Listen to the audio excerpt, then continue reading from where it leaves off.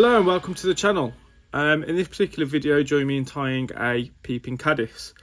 So this pattern has a few subtle differences, which hopefully you'll enjoy. As usual, I will go through the materials as I'm tying, and then there'll be a full list of materials in the description. So to begin with, in the vise, I have a size 14 jig force black nickel, size 14. 14s, 16s and 18s I tie these in. For the bead, I've opted for a tungsten drop bead, one of the black nickel 4mm drop beads from Fulling Mill. Like this bead, it just adds a little bit of, just helps with the profile of the fly a little bit, I think. So to begin with, I'm just going to come in with a dab of super glue. Just going to put a dab of super glue on the bend of the jig hook there. And all I'm going to do is just push that bead down. Hold that there for a second. And then we'll come in with our tying thread. So it's just Textreme 80 in black. And we'll lay a bed of thread down. And what I'll do is I'll just put a little dam behind that bead just to help secure it.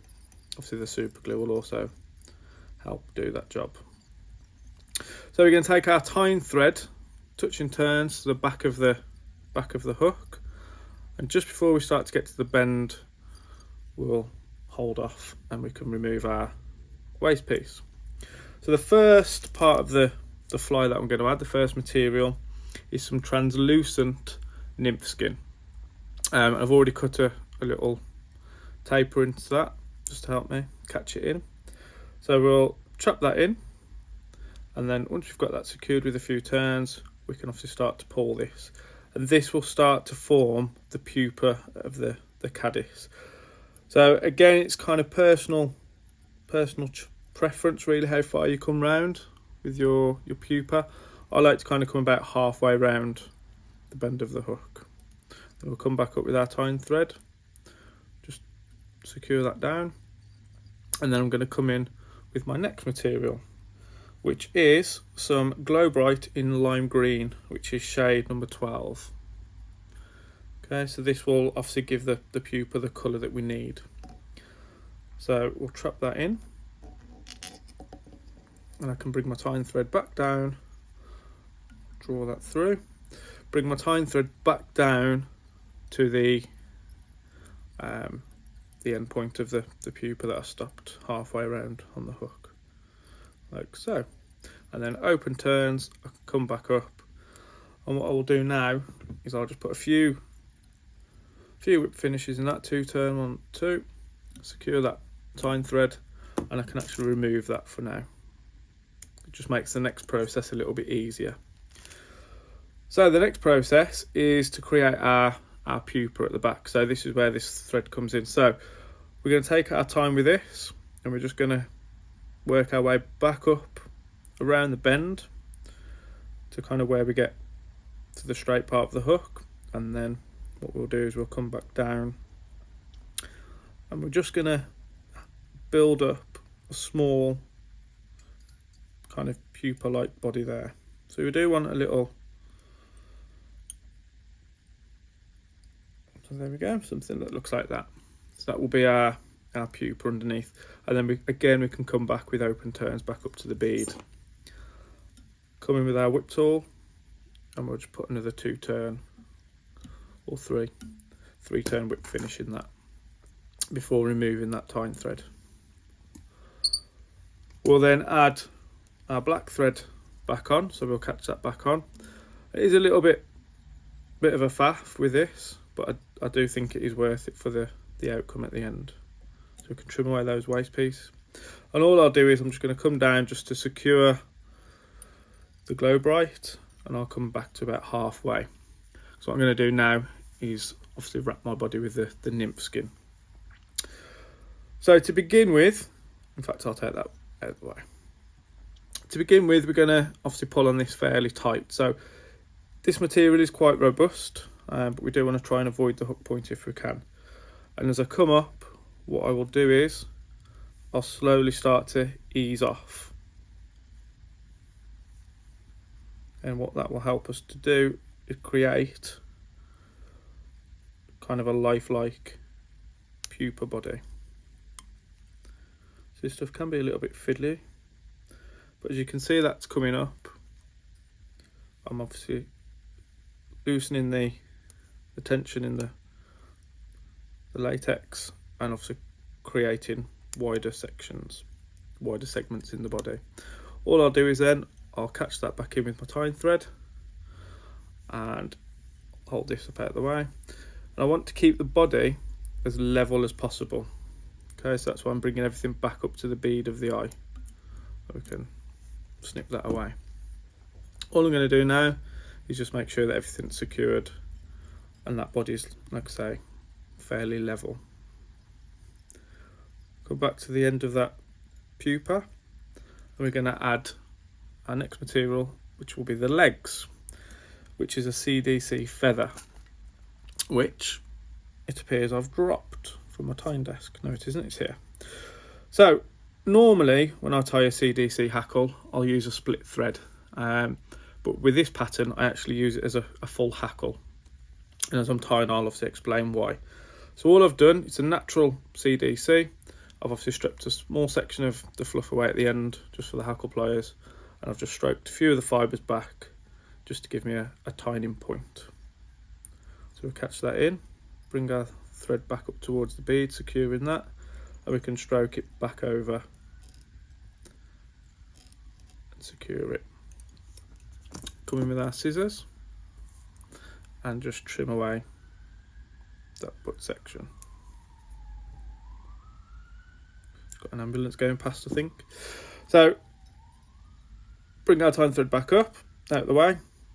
And the reason why I like to use it as a full hackle rather than a split thread in this is when I make a full rotation of this, what I find is, with obviously having the double fibres on the hackle, it actually forces the legs to splay out a little. So it just kind of pushes them out a little bit. So like I say, just one full wrap, which we've got there. Come back down with my tying thread, cross that over and secure that in place. Trim away our waist. And I can come back down with my tying thread and just make sure that those legs start to lay back. So just draw those back.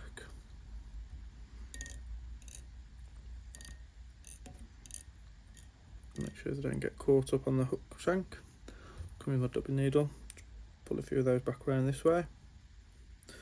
And when we actually start to put our dubbed body on, that will also help to push some of them back. So you'll see what I mean now. They start to, a bit too much there, they've obviously flayed up a bit too much. So there we go. And obviously once I start to put the dubbing on, I'll then obviously pull over slightly. So the next part of the fly is the rib. So for this part I use just some black monofilament. If you wish, you can use black wire, and we just bring that to the back as well. And like I say, you'll see what I mean when I add the body now. It'll push those legs on the top forward. So for the dubbing blend, it's a 50-50 mix between natural hare and squirrel, and hare and squirrel dyed black with some UV flash running through it. So to blend them, all I do is, obviously it's 50-50 mix, and just kind of pinch them between and pass them between my thumb and finger.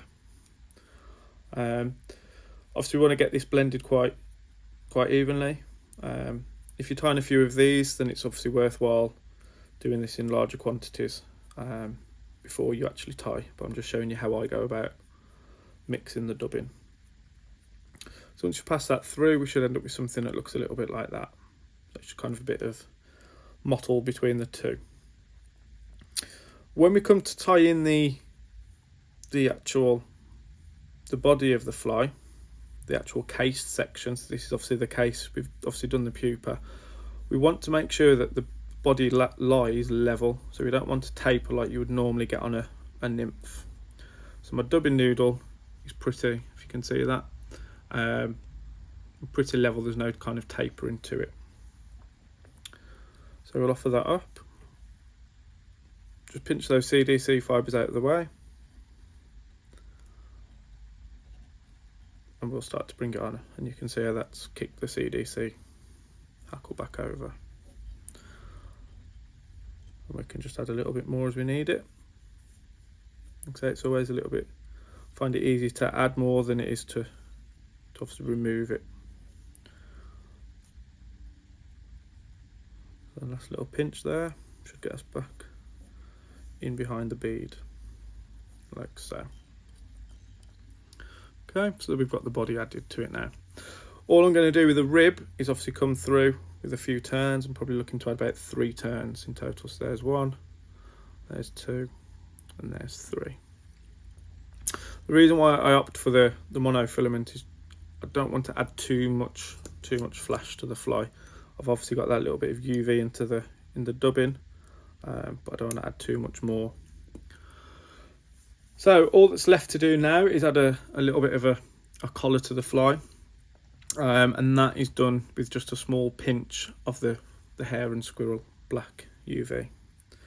It just adds, like I say, a little darker section to the head of the fly.